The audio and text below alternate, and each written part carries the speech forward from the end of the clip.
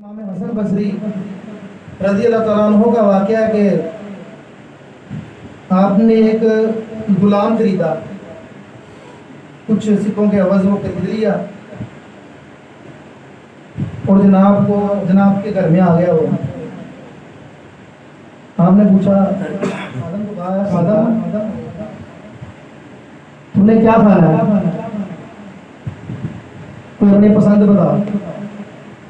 میں آگے ہاتھ جوڑ گئے، مالک اپنے کہ سرکار خادم دی خواہش نہیں ہے، خادم دی کوئی خواہش نہیں، جو اس نو اس دا مالک کھلا دے جو وہ کھا لے گا۔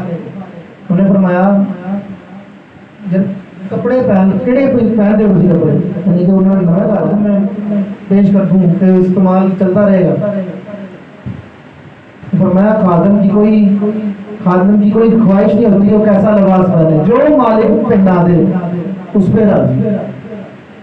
فرمایا رہنا کہنا کیسا بستر، پھر فرمایا اس نوکر نے کہا، اور نوکر بھی مومن تھا، صحیح معنی میں اللہ کی تمام احکامات پورے کرنے والا بندہ۔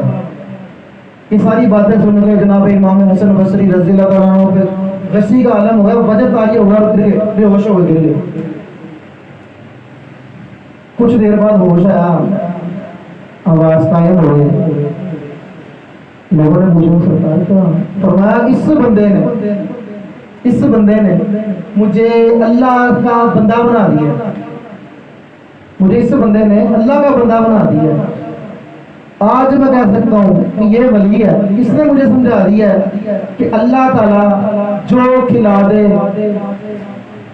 وہ کھا لو، اللہ تعالیٰ جو پہننے کو دے دے وہ پہن لو، اللہ تعالیٰ جیسا آپ کو بستر دے اس میں صبر شکر کر لو، یعنی کہ رضا بالرضا رضا بالقضا ہو جانا ہی سب سے بڑی کرامت۔